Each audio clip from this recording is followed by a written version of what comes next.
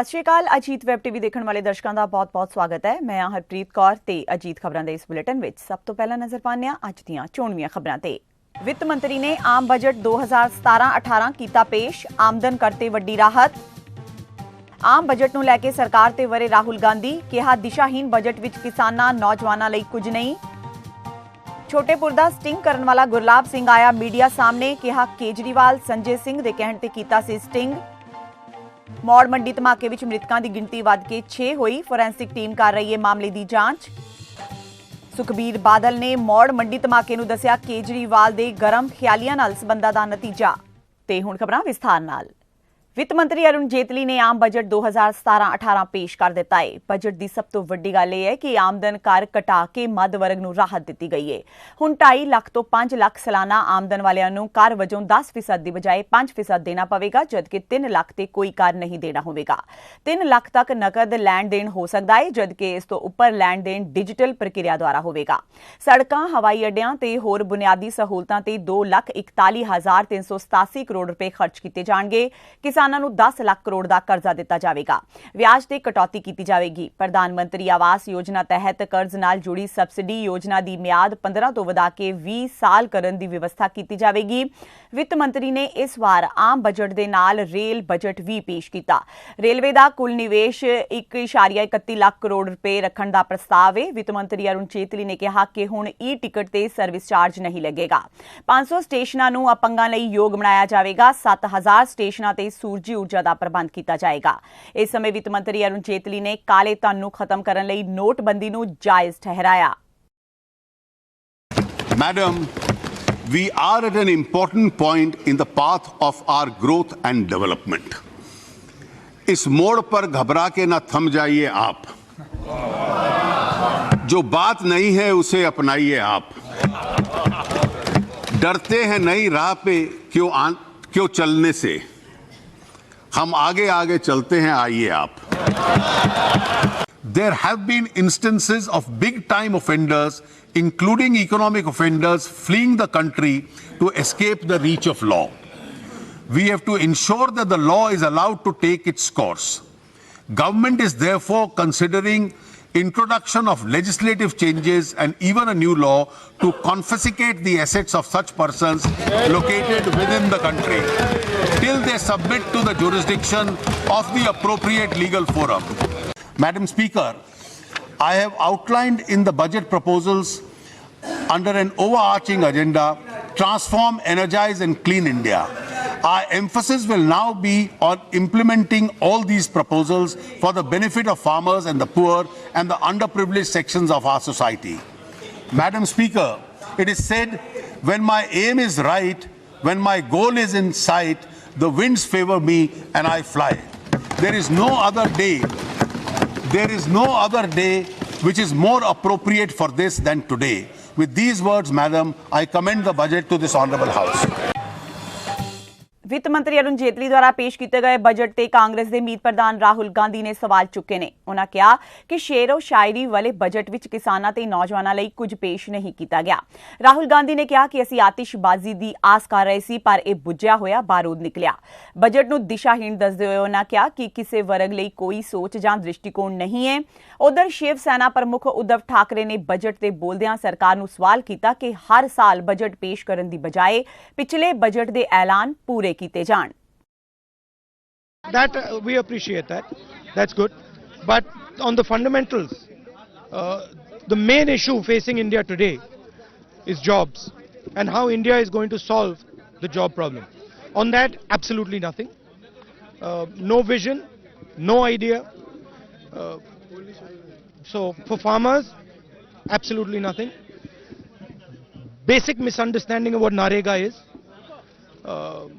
So no, we were expecting some fireworks. We got a bit of a damp squib. ਆਪਣਾ Punjab party ਦੇ ਪ੍ਰਧਾਨ ਸੁੱਚਾ ਸਿੰਘ ਛੋਟੇਪੁਰ ਦਾ sting operation ਕਰਨ ਵਾਲੇ ਗੁਰਲਾਬ ਸਿੰਘ ਮਹਿਲ ਨੇ ਅੱਜ ਚੰਡੀਗੜ੍ਹ ਵਿੱਚ ਪ੍ਰੈਸ ਕਾਨਫਰੰਸ ਕਰਕੇ ਆਪ ਹਾਈ ਕਮਾਨ ਤੇ ਗੰਭੀਰ ਦੋਸ਼ ਲਾਏ ਨੇ। ਗੁਰਲਾਬ ਸਿੰਘ ਨੇ ਪ੍ਰੈਸ ਕਾਨਫਰੰਸ ਦੌਰਾਨ ਦੱਸਿਆ ਕਿ ਸੁੱਚਾ ਸਿੰਘ ਛੋਟੇਪੁਰ ਇੱਕ ਇਮਾਨਦਾਰ ਵਿਅਕਤੀ ਨੇ ਤੇ ਆਮ ਆਦਮੀ ਪਾਰਟੀ ਦੀ ਹਾਈ ਕਮਾਨ, ਜਿਸ ਵਿੱਚ ਕੇਜਰੀਵਾਲ, ਦੁਰਗੇਸ਼ ਪਾਠਕ ਤੇ ਸੰਜੇ ਸਿੰਘ ਸ਼ਾਮਿਲ ਨੇ, ਦੇ ਕਹਿਣ ਤੇ ਉਹਨਾਂ ਨੇ ਉਹਨਾਂ ਦਾ ਸਟਿੰਗ ਆਪਰੇਸ਼ਨ ਕੀਤਾ। ਗੁਰਲਾਬ ਸਿੰਘ ਮੁਤਾਬਕ ਸੁੱਚਾ ਸਿੰਘ ਛੋਟੇਪੁਰ ਦੇ ਪੰਜਾਬ ਵਿੱਚ ਵੱਧ ਰਹੇ ਰਾਜਨੀਤਿਕ ਕੱਦ ਦੇ ਡਰ ਤੋਂ ਤੇ ਆਉਣ ਵਾਲੀਆਂ ਚੋਣਾਂ ਦੇ ਮੱਦੇਨਜ਼ਰ ਉਹਨਾਂ ਨੂੰ ਪਾਰਟੀ ਤੋਂ ਦਰਕਿਨਾਰ ਕਰਨ ਦੀ ਸਾਜ਼ਿਸ਼ ਘੜੀ ਗਈ। ਇਸ ਸਮੇਂ ਉਸਨੇ ਮੀਡੀਆ ਨੂੰ ਇੱਕ ਆਡੀਓ ਕਲਿੱਪ ਵੀ ਸੁਣਾਈ, ਜਿਸ ਵਿੱਚ ਗੁਰਲਾਬ ਛੋਟੇਪੁਰ ਨੂੰ ਪੈਸੇ ਲੈਣ ਲਈ ਕਹਿ ਰਿਹਾ ਹੈ ਤੇ ਛੋਟੇਪੁਰ ਇਨਕਾਰ ਕਰ ਰਹੇ ਨੇ। ਗੁਰਲਾਬ ਸਿੰਘ ਮੁਤਾਬਕ ਉਸ ਕੋਲ ਆਪ ਹਾਈ ਕਮਾਨ ਨੂੰ ਝੂਠਾ ਸਾਬਤ ਕਰਨ ਲਈ ਬਹੁਤ ਸਾਰੇ ਸਬੂਤ ਨੇ, ਜਿਨ੍ਹਾਂ ਨੂੰ ਉਹ ਮੀਡੀਆ ਸਾਹਮਣੇ ਰੱਖੇਗਾ। ਇਸ ਦੇ ਨਾਲ ਹੀ ਗੁਰਲਾਬ ਨੇ ਸਰਕਾਰ ਤੋਂ ਸੁਰੱਖਿਆ ਦੀ ਮੰਗ ਵੀ ਕੀਤੀ। कुछ मेरे मन में था भी मैं इनका कुछ नेड़े लगूं उनके, जो पंजाब में बात हो रही है, ये गलत है, ये ऐसे कर रहे हैं। मैं केजरीवाल की सच्चाई जानना चाहता था, संजय सिंह की सच्चाई जानना चाहता। पहले तो मैं एक वर्कर था, ग्राउंड से काम करता फिरता सीगा। जब मैं इस एपीसोड ने मुझे उनके नज़दीक लगा, दुर्गेश पाठक के, संजय सिंह के, उनके मुझको कॉल्स आने लगी, पर्सनल बातें उनके बेडरूम में मैं जाने लगा, तभी मुझे जे नज़दीकी होने का नज़दीक हो पाया। इसीलिए मैंने कुछ अपने 90% मेरा इनके खिलाफ था भी, इनको कुछ नज़दीक लगूं, कुछ 10% हर एक बंदे में होता है भी यार, कई बार भी पर्सनल इच्छा भी होती है भी, हो सकता है भी आप गाह बच जाएं। उस लोड को मैंने, मेरे माइंड ने कहा भी नहीं, सच को सामने लाना चाहिए, तो उस सच को लाने के लिए ही मैंने ये सारा कुछ किया। छोटेपुर के रूम में जो मैंने उसको दिल्ली वाले के साथ मेरी लड़ाई होगी, उसके बाद मैं छोटेपुर के नज़दीकी हो गया, इसलिए जुज किया। मुझे पता था ये मैं कोई गलत नहीं, वकील आदमी हूँ भी, सच मुझे पता था। मैं पर नज़दीक जाना चाहता था, क्योंकि छोटेपुर भी हमारे वॉलंटियर को जिस हिसाब से उनको प्रोटेक्ट करना चाहिए, प्रोटेक्ट नहीं कर पा रहे थे। सच तुहाडे सामने जी, तुसीं देखो भी निर्दोष सी कि की सी गल। ਬੀਤੇ ਦਿਨ ਬਠਿੰਡਾ ਦੇ ਹਲਕਾ ਮੌੜ ਮੰਡੀ ਵਿਖੇ ਕਾਂਗਰਸੀ ਉਮੀਦਵਾਰ ਹਰਮਿੰਦਰ ਸਿੰਘ ਜੱਸੀ ਦੀ ਚੋਣ ਰੈਲੀ ਵਿੱਚ ਹੋਏ ਕਾਰ ਧਮਾਕੇ ਵਿੱਚ ਮ੍ਰਿਤਕਾਂ ਦੀ ਗਿਣਤੀ ਵੱਧ ਕੇ 6 ਹੋ ਗਈ ਹੈ, ਜਦਕਿ 9 ਲੋਕ ਜ਼ਖਮੀ ਦੱਸੇ ਜਾ ਰਹੇ ਨੇ। ਘਟਨਾ ਸਮੇਂ ਗੋਲੀਆਂ ਚੱਲਣ ਸੰਬੰਧੀ ਖਬਰਾਂ ਤੋਂ ਹਰਮਿੰਦਰ ਸਿੰਘ ਜੱਸੀ ਨੇ ਇਨਕਾਰ ਕੀਤਾ।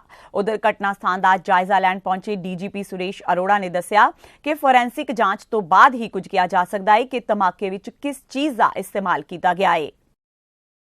ये बहुत अनफॉर्चुनेट जो इंसिडेंट हुआ है, इसमें अब एग्जैक्टली क्या चीज़ यूज़ की गई है, हमारे फोरेंसिक एक्सपर्ट्स यहाँ पे अब पहुँच गए हैं, और इनफैक्ट हमने ministry of home affair government of India को भी रिक्वेस्ट की है कि वहाँ से NSG की एक्सपर्ट टीम भी आ रही है, जो आके ये एग्जैक्ट इस्टेब्लिश करेगी कि इसमें कौन सी चीज़ इस्तेमाल हुई है। पर इसमें तो हमें कोई शक नहीं है कि ये ब्लास्ट हुआ है और जो नुकसान हुआ आपके सामने है। रूल आउट नहीं टेरर एंगल से? देखिए, ये कहना कि भी ये वाला एंगल नहीं हो सकता, मैं समझता हूँ इस मौके पे एक बात गलत होगी। There is a possibility, but 100% हम ये कहेंगे कि जब एक जो फोरेंसिक हमारे एक्सपर्ट्स हैं वो में एक ओपिनियन दे देंगे, so that will be the 100%, but we are not ruling out the possibility. ਹਲਕਾ ਜਲਾਲਾਬਾਦ ਵਿੱਚ ਅੱਜ ਸ਼੍ਰੋਮਣੀ ਅਕਾਲੀ ਦਲ ਦੇ ਪ੍ਰਧਾਨ ਤੇ ਹਲਕਾ ਜਲਾਲਾਬਾਦ ਤੋਂ ਉਮੀਦਵਾਰ ਸੁਖਬੀਰ ਸਿੰਘ ਬਾਦਲ ਵੱਲੋਂ ਸਥਾਨਕ ਅਨਾਜ ਮੰਡੀ ਵਿੱਚ ਵੱਡੇ ਚੋਣ ਜਲਸੇ ਨੂੰ ਸੰਬੋਧਨ ਕੀਤਾ ਗਿਆ। ਇਸ ਚੋਣ ਰੈਲੀ ਵਿੱਚ ਮੁੱਖ ਮੰਤਰੀ ਪ੍ਰਕਾਸ਼ ਸਿੰਘ ਬਾਦਲ ਵੀ ਪਹੁੰਚੇ ਹੋਏ ਸਨ। ਇਸ ਸਮੇਂ ਸੁਖਬੀਰ ਸਿੰਘ ਬਾਦਲ ਨੇ ਆਪ ਦੇ ਗਰਮ ਖਿਆਲੀ ਜਥੇਬੰਦੀਆਂ ਨਾਲ ਸਬੰਧ ਦੱਸਦੇ ਹੋਏ ਕਿਹਾ ਕਿ ਇਸ ਦੇ ਨਤੀਜੇ ਸਾਹਮਣੇ ਆ ਰਹੇ ਨੇ। ਉਨ੍ਹਾਂ ਬਠਿੰਡਾ ਵਿੱਚ ਧਮਾਕੇ ਦੀ ਘਟਨਾ ਦਾ ਜ਼ਿਕਰ ਕਰਦਿਆਂ ਕਿਹਾ ਕਿ ਕੇਜਰੀਵਾਲ ਪੰਜਾਬ ਦਾ ਵਿਰੋਧੀ ਹੈ ਤੇ ਜੇਕਰ ਉਹ ਪੰਜਾਬ ਦੇ ਮੁੱਖ ਮੰਤਰੀ ਦੀ ਕੁਰਸੀ ਤੇ ਬੈਠਦਾ ਹੈ ਤਾਂ ਪੰਜਾਬ ਵਿੱਚ ਇੱਕ ਵਾਰ ਫੇਰ ਦੰਗੇ ਭੜਕ ਉੱਠਣਗੇ। ਇਸ ਮਾਮਲੇ ਤੇ ਉਪ ਮੁੱਖ ਮੰਤਰੀ ਨੇ ਸਾਰੀਆਂ ਸਿਆਸੀ ਪਾਰਟੀਆਂ ਨੂੰ ਸ਼ਾਂਤੀ ਬਹਾਲ ਰੱਖਣ ਦੀ ਮਦਦ ਕਰਨ ਦੀ ਅਪੀਲ ਕੀਤੀ ਹੈ। ਉਨ੍ਹਾਂ CBI ਪਾਸੋਂ ਇਸ ਮਾਮਲੇ ਦੀ ਜਾਂਚ ਦੀ ਵੀ ਮੰਗ ਕੀਤੀ ਹੈ। ਪਟਿਆਲਾ ਵਿਖੇ ਪ੍ਰੈਸ ਕਾਨਫਰੰਸ ਨੂੰ ਸੰਬੋਧਨ ਕਰਦਿਆਂ ਕਾਂਗਰਸ ਪ੍ਰਧਾਨ ਕੈਪਟਨ ਅਮਰਿੰਦਰ ਸਿੰਘ ਨੇ ਆਖਿਆ ਕਿ ਅਰਵਿੰਦ ਕੇਜਰੀਵਾਲ ਆਪਣੇ ਸਿਆਸੀ ਫਾਇਦੇ ਲਈ ਖਾਲਿਸਤਾਨ ਤੇ ਨਕਸਲੀਆਂ ਨੂੰ ਉਤਸ਼ਾਹਿਤ ਕਰ ਰਿਹਾ ਹੈ, ਜਿਸ ਨਾਲ ਪੰਜਾਬ ਦਾ ਮਾਹੌਲ ਮੁੜ ਖਰਾਬ ਹੋ ਸਕਦਾ ਹੈ। ਉਹਨਾਂ ਕਿਹਾ ਕਿ ਆਉਂਦੇ ਕੁਝ ਦਿਨਾਂ ਵਿੱਚ ਸੂਬੇ ਅੰਦਰ ਕਿਸੇ ਵੱਡੀ ਅੱਤਵਾਦੀ ਘਟਨਾ ਤੋਂ ਇਨਕਾਰ ਨਹੀਂ ਕੀਤਾ ਜਾ ਸਕਦਾ ਤੇ ਇਹ ਸਭ ਦਿੱਲੀ ਦੇ ਮੁੱਖ ਮੰਤਰੀ ਅਰਵਿੰਦ ਕੇਜਰੀਵਾਲ ਦੇ ਲੰਘੇ ਦਿਨੀ ਅਖੰਡ ਕੀਰਤਨੀ ਜਥੇ ਦੇ ਮੁਖੀ ਤੇ ਵਿਦੇਸ਼ਾਂ ਵਿੱਚ ਬੈਠੇ ਵੱਖਵਾਦੀਆਂ ਨਾਲ ਨਜ਼ਦੀਕੀਆਂ ਦਾ ਨਤੀਜਾ ਹੈ। ਇਸ ਸਮੇਂ ਆਮ ਬਜਟ 2017-18 ਤੇ ਬੋਲਦਿਆਂ ਉਹਨਾਂ ਕਿਹਾ ਕਿ ਕਿਸਾਨੀ ਸੰਬੰਧੀ ਬਜਟ ਵਿੱਚ ਐਲਾਨ ਚੋਣਾਂ ਤੋਂ ਪ੍ਰੇਰਿਤ ਹੈ ਤੇ ਅਰੁਣ ਜੇਤਲੀ ਨੇ ਚੋਣ ਕਮਿਸ਼ਨ ਦੇ ਨਿਯਮਾਂ ਦੀ ਉਲੰਘਣਾ ਕੀਤੀ ਹੈ। ਦਿੱਲੀ ਦੇ ਉਪ ਮੁੱਖ ਮੰਤਰੀ ਮਨੀਸ਼ ਸਿਸੋਦੀਆ ਨੇ ਬੀਤੇ ਦਿਨ ਬਠਿੰਡਾ ਦੇ ਹਲਕਾ ਮੌੜ ਮੰਡੀ ਵਿੱਚ ਹੋਏ ਧਮਾਕੇ ਦੇ ਮਾਮਲੇ ਵਿੱਚ ਉਪ ਮੁੱਖ ਮੰਤਰੀ ਸੁਖਬੀਰ ਬਾਦਲ ਨੂੰ ਜ਼ਿੰਮੇਵਾਰ ਠਹਿਰਾਇਆ ਹੈ। ਉਨ੍ਹਾਂ ਚੋਣ ਕਮਿਸ਼ਨ ਤੋਂ ਮੰਗ ਕੀਤੀ ਕਿ ਪੰਜਾਬ ਵਿੱਚ ਚੋਣਾਂ ਸ਼ਾਂਤੀ ਨਾਲ ਕਰਾਉਣ ਲਈ ਸੁਖਬੀਰ ਸਿੰਘ ਬਾਦਲ ਨੂੰ ਗ੍ਰਿਫਤਾਰ ਕੀਤਾ ਜਾਵੇ। ਮਨੀਸ਼ ਸਿਸੋਦੀਆ ਲੁਧਿਆਣਾ ਵਿੱਚ ਆਪ ਉਮੀਦਵਾਰ ਵਿਪਨ ਸੂਦ ਕਾਕਾ ਦੇ ਸਮਰਥਨ ਵਿੱਚ ਚੋਣ ਪ੍ਰਚਾਰ ਕਰਨ ਲਈ ਪਹੁੰਚੇ ਹੋਏ ਸਨ। ਇਸ ਦੇ ਨਾਲ ਹੀ ਉਨ੍ਹਾਂ ਕਿਹਾ ਕਿ ਕੈਪਟਨ ਅਮਰਿੰਦਰ ਸਿੰਘ ਤੇ ਸੁਖਬੀਰ ਸਿੰਘ ਬਾਦਲ ਆਪਸ ਵਿੱਚ ਮਿਲੇ ਹੋਏ ਨੇ। कल जिस तरह से बठिंडा में ब्लास्ट कराया गया वो सोची समझी साजिश के तहत कराया गया, पंजाब के चुनावी माहौल को खराब करने के लिए कराया गया। मैं चुनाव आयोग के अधिकारियों से कहना चाहता हूं, यहां भी मौजूद होंगे, भेजें अपने ऑफिसर्स को संदेश कि सुखबीर बादल को अरेस्ट किया जाए। अगर सुखबीर बादल अगर 4 दिन अरेस्ट नहीं हुए तो पंजाब के अमन चैन को खतरा है। पंजाब में अमन चैन से चुनाव होने में सबसे बड़ी बाधा अगर कोई है तो इस वक्त सुखबीर बादल है। होम मिनिस्टर की कुर्सी पर बैठा हुआ ऐसा शख्स है जो पंजाब में अमन चैन खराब करने के लिए चुनाव से पहले वो किसी भी हद तक जा सकता है। दिल्ली में चुनाव हुआ था, एक फर्जी से स्टिंग हम लोगों से बातचीत कर करके डाला, उसमें बीच की 2 लाइनें उड़ा के टीवी पर चलवाया। अगर उसको पूरा सुनो तो लगता है हम कह रहे हैं नहीं हमें पैसे नहीं चाहिए, लेकिन बीच में से काट दो नहीं हमें पैसे चाहिए। हमने कहा हमें पैसे नहीं चाहिए और नहीं काट दिया, हमें पैसे चाहिए करके स्टिंग दिखाया। बाद में वो तो चुनाव आयोग का भला हो, उसने ओरिजिनल स्टिंग की सीडी हमें दे दी जिसमें पूरी सेंटेंस थी हमारी। चुनाव आयोग में हमने वो सेंटेंस जब दिखाया लोगों को, देखो हम तो ये बोल रहे थे पैसे नहीं चाहिए, कैश की बात हो रही थी, कैश नहीं चाहिए, वो कह रहे थे कैश चाहिए। ਡੇਰਾ ਸੱਚਾ ਸੌਦਾ ਸਿਰਸਾ ਨੇ ਪੰਜਾਬ ਵਿਧਾਨ ਸਭਾ ਚੋਣਾਂ ਲਈ ਅਕਾਲੀ ਭਾਜਪਾ ਨੂੰ ਸਮਰਥਨ ਦੇਣ ਦਾ ਐਲਾਨ ਕੀਤਾ ਹੈ। ਡੇਰੇ ਦੇ 45 ਮੈਂਬਰੀ ਸਿਆਸੀ ਵਿੰਗ ਦੇ ਮੈਂਬਰ ਹਰਿੰਦਰ ਮੰਗੇਵਾਲ ਇੰਸਾ ਨੇ ਇਸ ਬਾਰੇ ਜਾਣਕਾਰੀ ਦਿੱਤੀ। ਮੰਗੇਵਾਲ ਨੇ ਆਖਿਆ ਕਿ ਡੇਰੇ ਦੇ ਸ਼ਰਧਾਲੂਆਂ ਨੇ ਅਕਾਲੀ ਭਾਜਪਾ ਗੱਠਜੋੜ ਨੂੰ ਵੋਟ ਪਾਉਣ ਦਾ ਫੈਸਲਾ ਕੀਤਾ ਹੈ। ਉਨ੍ਹਾਂ ਆਖਿਆ ਕਿ ਇਸ ਵਿੱਚ ਡੇਰੇ ਦਾ ਕੋਈ ਲੈਣਾ ਦੇਣਾ ਨਹੀਂ, ਸਗੋਂ ਸ਼ਰਧਾਲੂਆਂ ਦਾ ਫੈਸਲਾ ਹੈ। ਜੀਂਦ ਦੇ ਕਸਬਾ ਸਫੀਦੋਂ ਦੀ ਸਬਜ਼ੀ ਮੰਡੀ ਵਿੱਚ ਉਸ ਸਮੇਂ ਸਹਿਮ ਦਾ ਮਾਹੌਲ ਬਣ ਗਿਆ ਜਦੋਂ ਅਣਪਛਾਤੇ ਮੋਟਰਸਾਈਕਲ ਸਵਾਰ ਨੌਜਵਾਨਾਂ ਨੇ ਇੱਕ ਵਪਾਰੀ ਨੂੰ ਗੋਲੀ ਮਾਰ ਦਿੱਤੀ। ਜ਼ਖਮੀ ਵਪਾਰੀ ਨੂੰ ਇੱਕ ਨਿੱਜੀ ਹਸਪਤਾਲ ਵਿੱਚ ਦਾਖਲ ਕਰਵਾਇਆ ਗਿਆ ਹੈ। ਪੁਲਿਸ ਨੇ ਵਪਾਰੀ ਦੇ ਬਿਆਨ ਦਰਜ ਕਰਕੇ ਕਾਰਵਾਈ ਸ਼ੁਰੂ ਕਰ ਦਿੱਤੀ ਹੈ। मैंने तो पता नहीं, गोली का नहीं मैंने पता, मैंने तो मैंने सोचा कि अटैक हुआ इसके, मैंने गोली का तो पता ही नहीं था। गोली का तो मैंने बाद वो कह रहे हैं गोली का। मेरा उसका कितना फैसला था? मेरा ज़्यादा पैसे दे रहा था, मेरे तो ज़्यादा था। तो मैं तो पीछे था कहीं, मैं ये तो आज मैं पकड़ रहे थे 2 दिन। तो सुभाष ने क्या बताया फिर आपको? मेरे तो कुछ नहीं, मैंने बोला बोला भाई पटाखा नहीं हुआ, मैंने ऐसा हो जाए फोन की बैटरी फटी हो। अच्छा। ਉੱਤਰ ਪ੍ਰਦੇਸ਼ ਵਿੱਚ ਕਾਨਪੁਰ ਦੇ ਜਜਮੋ ਇਲਾਕੇ ਵਿੱਚ ਨਿਰਮਾਣ ਅਧੀਨ ਇੱਕ 6 ਮੰਜ਼ਿਲਾ ਇਮਾਰਤ ਡਿੱਗਣ ਕਾਰਨ 7 ਮਜ਼ਦੂਰਾਂ ਦੀ ਮੌਤ ਹੋ ਗਈ, ਜਦਕਿ ਕਈ ਮਜ਼ਦੂਰਾਂ ਦੇ ਦੱਬੇ ਜਾਣ ਦਾ ਖਦਸ਼ਾ ਹੈ। ਮੌਤਾਂ ਦੀ ਗਿਣਤੀ ਵੱਧ ਸਕਦੀ ਹੈ। ਹਾਦਸੇ ਤੋਂ ਬਾਅਦ ਹੜਕੰਪ ਮਚ ਗਿਆ ਤੇ ਜ਼ਖਮੀਆਂ ਨੂੰ ਇਲਾਜ ਲਈ ਐਂਬੂਲੈਂਸ ਰਾਹੀਂ ਨਜ਼ਦੀਕੀ ਹਸਪਤਾਲ ਵਿੱਚ ਭੇਜਿਆ ਗਿਆ। ਇਮਾਰਤ ਡਿੱਗਣ ਨਾਲ ਨੇੜੇ-ਤੇੜੇ ਦੇ ਕਈ ਘਰਾਂ ਵਿੱਚ ਦਰਾਰਾਂ ਪੈ ਗਈਆਂ ਨੇ। ਹੋਰ ਕੋਈ ਹਾਦਸਾ ਨਾ ਹੋਵੇ ਇਸ ਲਈ ਇਨ੍ਹਾਂ ਘਰਾਂ ਨੂੰ ਖਾਲੀ ਕਰਵਾਇਆ ਜਾ ਰਿਹਾ ਹੈ। ਪ੍ਰਸ਼ਾਸਨ ਤੇ ਆਰਮੀ ਵੱਲੋਂ ਬਚਾਅ ਕਾਰਜ ਜਾਰੀ ਨੇ। Healthy life style foundation Calgary ਵੱਲੋਂ ਸੁਖਵਿੰਦਰ ਸਿੰਘ ਬਰਾੜ ਦੀ ਪ੍ਰਧਾਨਗੀ ਹੇਠ ਸਿਹਤ ਸੈਮੀਨਾਰ ਕਰਵਾਇਆ ਗਿਆ। ਸਮਾਗਮ ਵਿੱਚ ਫਾਊਂਡੇਸ਼ਨ ਮੈਂਬਰਾਂ ਵੱਲੋਂ ਵੱਧ ਚੜ੍ਹ ਕੇ ਹਿੱਸਾ ਲਿਆ ਗਿਆ। ਡਾਕਟਰ ਸੁਖਵਿੰਦਰ ਬਰਾੜ ਨੇ ਓਮੇਗਾ 3 ਤੇ ਓਮੇਗਾ 6 ਫੈਟ ਸੰਬੰਧੀ ਵਿਸਥਾਰ ਸਹਿਤ ਜਾਣਕਾਰੀ ਸਾਂਝੀ ਕਰਦਿਆਂ ਦੱਸਿਆ ਕਿ ਇਹ ਦੋਵੇਂ ਤੇਲ ਸਾਡੀ ਸਿਹਤ ਲਈ ਬਹੁਤ ਜ਼ਰੂਰੀ ਨੇ, ਕਿਉਂਕਿ ਇਹ ਤੇਲ ਸਾਡਾ ਸਰੀਰ ਦੂਸਰੇ ਤੇਲਾਂ ਤੋਂ ਨਹੀਂ ਬਣਾ ਸਕਦਾ, ਜਿਸ ਕਾਰਨ ਓਮੇਗਾ 3 ਤੇ ਓਮੇਗਾ 6 ਤੇਲ ਸਾਨੂੰ ਹਰ ਰੋਜ਼ ਖੁਰਾਕ ਵਿੱਚ ਬਰਾਬਰ ਮਾਤਰਾ ਵਿੱਚ ਸ਼ਾਮਲ ਕਰਨੇ ਚਾਹੀਦੇ ਨੇ। ਬਾਲੀਵੁੱਡ ਐਕਟਰ ਵਿਦਿਊਤ ਜਾਮਵਾਲ ਤੇ ਅਦਾਕਾਰਾ ਅਦਾ ਸ਼ਰਮਾ ਆਪਣੀ ਫਿਲਮ ਕਮਾਂਡੋ 2 ਨੂੰ ਪ੍ਰਮੋਟ ਕਰਨ ਲਈ ਫੇਸਬੁੱਕ ਦਫ਼ਤਰ ਪਹੁੰਚੇ। ਇੱਥੇ ਦੋਵੇਂ ਸਿਤਾਰਿਆਂ ਨੇ ਦਰਸ਼ਕਾਂ ਨਾਲ ਫੇਸਬੁੱਕ ਤੇ ਲਾਈਵ ਗੱਲਬਾਤ ਕੀਤੀ। ਵਿਦਿਊਤ ਨੇ ਦੱਸਿਆ ਕਿ ਫਿਲਮ ਨੋਟਬੰਦੀ ਤੇ ਆਧਾਰਿਤ ਹੈ। ਵਿਦਿਊਤ ਨੇ ਇੱਛਾ ਜ਼ਾਹਿਰ ਕੀਤੀ ਕਿ ਜੇਕਰ ਮੌਕਾ ਮਿਲੇ ਤਾਂ ਉਹ ਇਸ ਫਿਲਮ ਨੂੰ ਪ੍ਰਧਾਨ ਮੰਤਰੀ ਨਰਿੰਦਰ ਮੋਦੀ ਨੂੰ ਦਿਖਾਉਣਾ ਪਸੰਦ ਕਰਨਗੇ। Yeah, Facebook has been incredible and it's one of the best mediums to connect with people, and I have a few pages that I always look up to when I need information, news about me, Like we love Vidya Jamwal, Vidya Jamwalians.